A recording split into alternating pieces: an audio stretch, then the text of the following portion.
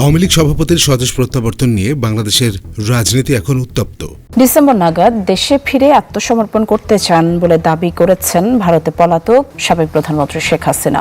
বিদেশে নির্বাসনে থাকার চেয়ে দেশের জেলে থাকা ভালো, এটাই এখন মনে করছেন সাবেক প্রধানমন্ত্রী শেখ হাসিনা। হঠাৎই দেশ জুড়ে চাউর শেখ হাসিনার দেশে ফেরার ঘোষণা, চলছে নানা আলোচনা সমালোচনা। মূলত এটা একটা প্রোপাগান্ডার অংশ।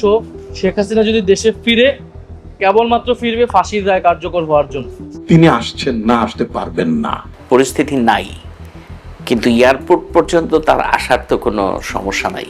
সম্প্রতি রয়টার্সের কাছে দেয়া এক সাক্ষাৎকারে শেখ হাসিনা বলেছেন, আমাদের প্রায় সব নেতাকর্মীর বিরুদ্ধেই মামলা হয়েছে এবং তাদের অনেকে আত্মগোপনে আছেন। তাই আমি বলেছি, এবার আমি দেশে ফিরছি, আর একদিন তোমরাও সবাই এসো, আমরা সবাই একসঙ্গে আদালতে আত্মসমর্পণ করব। So Hasina plans to go back in December with her party colleagues, and the impact could be huge in Bangladesh. প্রসঙ্গত ২৪ মানবতা বিরোধী অপরাধের মামলায় মৃত্যুদণ্ডপ্রাপ্ত আসামি Sheikh Hasina to inflict her with only one sentence, that is sentence of death. একই সঙ্গে তার দল আওয়ামী লীগের কার্যক্রমের উপরও বাংলাদেশে সরকারিভাবে নিষেধাজ্ঞা জারি আছে। সন্ত্রাস বিরোধী আইনের অধীনে সাইবার স্পেস সহ আওয়ামী লীগের যাবতীয় কার্যক্রম নিষিদ্ধ করার সিদ্ধান্ত গ্রহণ করা হয়েছে। কিন্তু বৈরী রাজনৈতিক পরিস্থিতির মধ্যেও শেখ হাসিনা কিভাবে চলতি বছরের ডিসেম্বরে দেশে ফেরার কথা ঘোষণা দিলেন তা নিয়ে রাজনৈতিক অঙ্গনে চলছে নানা আলোচনা এবং গুঞ্জন। ব্যক্তিগতভাবে উনি এসে হাজিরা দিবেন বা হাজির হবেন তার লোকজন নিয়ে ইন্ডিয়া থেকে, এটা আমার বিশ্বাসের মধ্যে আসে না। আওয়ামী লীগ সভাপতির দেশে ফেরার ঘোষণার পরপরই ভারতে অবস্থানরত মার্কিন রাষ্ট্রদূত সার্জিও গোর একাধিকবার শেখ হাসিনার সঙ্গে বৈঠক করেছেন বলে আন্তর্জাতিক গণমাধ্যমে সংবাদ প্রকাশিত হয়েছে। একই সময় বাংলাদেশের প্রধানমন্ত্রীর প্রতিরক্ষা উপদেষ্টা ব্রিগেডিয়ার অবসরপ্রাপ্ত AKM শামসুল ইসলামের সঙ্গে বৈঠক করেছেন ভারতের জাতীয় নিরাপত্তা উপদেষ্টা অজিত দোভাল। বুধবার সন্ধ্যায় নয়াদিল্লিতে প্রধানমন্ত্রী কার্যালয়ে সেবতীর্থতে এ বৈঠক করেন তারা। তবে ভারতে অবস্থানরত সাবেক প্রধানমন্ত্রী শেখ হাসিনার বিষয়ে আলোচনা হয়েছে কিনা তা নিশ্চিত হওয়া যায়নি। এসব তথ্য শেখ হাসিনার স্বদেশ প্রত্যাবর্তনের ঘোষণাকে আরও তাৎপর্যপূর্ণ করেছে। শেখ হাসিনা আসবে বাংলাদেশে, যে ঘোষণা আসছে, অনেকের এখন কলমা পড়া শুরু হয়ে গেছে, দোয়া কালাম পরে কোথায় যাবে সেই এক্সিটের জন্য। ওই টেরোরিজমেরা কথিত ছাত্রমাত্র সহকারে এবং যারা আজকে সরকারে আছে তারা। আওয়ামী লীগ সভাপতির দেশে ফেরা নিয়ে ক্ষমতাসীন বিএনপির বিভিন্ন নেতা স্ববিরোধী বক্তব্য রাখছে। ওনার রাজনীতি ওনার প্রত্যাবর্তন মানেই হচ্ছে বাংলাদেশ একটা বদ্ধভূমিতে পরিণত। আন্তর্জাতিক অপরাধ ট্রাইব্যুনালের চিফ প্রসিকিউটর মোহাম্মদ আমিনুল ইসলাম বলেছেন, সেকশন 21(3) পরিষ্কার করে বলছে 30 দিনের পরে আর কোনো আপিল হবে না। যদি শেখ হাসিনা কোনোভাবে বাংলাদেশে তাকে আনা হয় অথবা তাকে বাংলাদেশে পাওয়া যায়, তাহলে তো সঙ্গত কারণে, যেহেতু তার বিরুদ্ধে মৃত্যুদণ্ডাদেশ, তিনি প্রথমত জেলে যাবেন। আবার পররাষ্ট্র প্রতিমন্ত্রী শামা ওবায়দ বলেছেন, যেহেতু সাজা হয়ে গেছে, সেহেতু একজন আসামির লিগালি আইনগতভাবে আত্মসমর্পণের কোনো আর স্কোপ নাই। So whenever she comes to Bangladesh, she will be arrested. এইটাই আইনগতভাবে হবে। অন্যদিকে স্বরাষ্ট্রমন্ত্রী বলেছেন, প্রত্যাবর্তনের যে ঘোষণা ওখান থেকে মাঝে মাঝে দিচ্ছে, তো সেটা তো কিভাবে দিচ্ছে জানি না। আমরা তো তাকে আইনানুগভাবে ফেরত চাই। এক্সট্রাডিশন চুক্তি অনুসারে তাকে ফেরত দিতে গেলে তারা ট্রাভেল ডকুমেন্ট দিয়ে পাঠাবে না অন্য কোনোভাবে পাঠাবে, তারা সেই আইনানুগ ব্যবস্থাটা তারা নেবে। আমরা চাই আইনানুগ প্রক্রিয়ার মধ্যেই তিনি ফেরত আসুন। তবে সরকারের প্রতিমন্ত্রী ইশরাক হোসেনের এ বিষয়ে বক্তব্য আক্রমণাত্মক।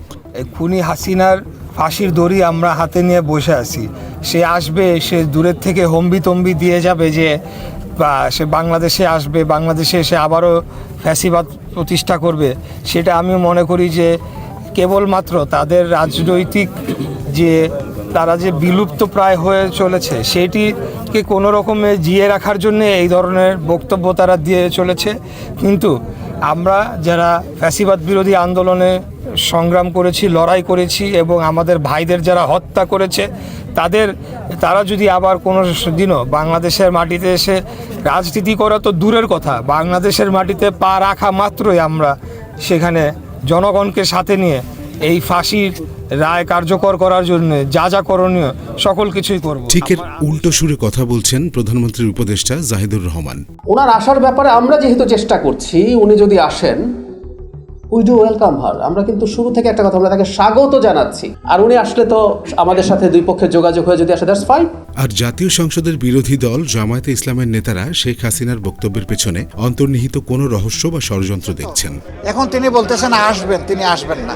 আন্তর্জাতিক শুধু না, দেশীয় মিডিয়া মানে মিডিয়ার মাধ্যমে একটা আওয়ামী লীগকে স্বাভাবিকীকরণের প্রক্রিয়া চলমান আছে। জুলাই গণ অভ্যুত্থানের ছাত্র নেতৃত্বের একাংশের গঠিত দল জাতীয় নাগরিক পার্টি বা এনসিপি নেতারা কড়া ভাষায় প্রতিক্রিয়া দিয়েছেন শেখ হাসিনার বক্তব্যের ব্যাপারে। শেখ হাসিনা যদি দেশে ফিরে, কেবলমাত্র ফিরবে ফাঁসির রায় কার্যকর হওয়ার জন্য।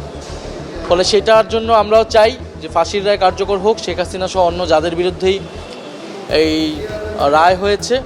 দলটির নেতারা শেখ হাসিনার মৃত্যুদণ্ডের সাজা কার্যকর করার কথা বলেছেন।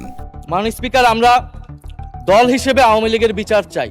দল হিসেবে আওয়ামী লীগের বিচার কার্যকর করার সমস্ত ধরনের পদক্ষেপ সরকারকে গ্রহণ করতে হবে। প্রসিকিউশনের উপর আরো দক্ষ লোক নিয়োগ এবং তাদের উপর নিয়মিত তদারকি করা হয়, হয়তো কোনো বিচার অগ্রগতি আমরা দেখতে পাবো। অন্যদিকে ভারত আওয়ামী লীগ সভাপতির দেশে ফেরা নিয়ে কৌশলী বক্তব্য দিয়েছে। বাংলাদেশের সাবেক প্রধানমন্ত্রী শেখ হাসিনাকে প্রত্যার্পণের বিষয়টি আইনি ইস্যু হিসেবে উল্লেখ করে ভারত বলেছে, এ বিষয়ে আইন অনুযায়ী ব্যবস্থা নেওয়া হবে। গণঅভ্যুত্থানে দেশ ছেড়ে পালিয়ে যাওয়া বাংলাদেশের সাবেক প্রধানমন্ত্রী শেখ হাসিনার প্রত্যার্পণকে ভারত একটি আইনি বিষয় বলে উল্লেখ করেছে। গত 14 জুলাই নয়াদিল্লিতে সাপ্তাহিক মিডিয়া ব্রিফিংয়ে ভারতের পররাষ্ট্র মন্ত্রণালয়ের মুখপাত্র রণবীর জয়সওয়াল বলেন, request for extradition, this request as we have said earlier as well is under examination, and the request is being taken into consideration, giving the legalities that are involved and judicial processes that are involved. তাই শেখ হাসিনার এই ঘোষণা বাংলাদেশের রাজনীতিতে ব্যাপক আলোড়ন সৃষ্টি করেছে, এটা বলাই বাহুল্য। আমি ফিরে আসব, খুব দ্রুতই আমি ফিরে যাব। হ্যাঁ, আমাকে ফাঁসির হুকুম দেওয়া হয়েছে, আমি বলবো হ্যাঁ, আপনারা ফাঁসি কোথায় দেবেন রেডি করেন, কোন জেলে রাখবেন সেটাও তৈরি করেন, আমি সময় হলে ফিরে আসবো। এই ঘোষণা বাংলাদেশের নতুন রাজনৈতিক মেরুকরণের ইঙ্গিত।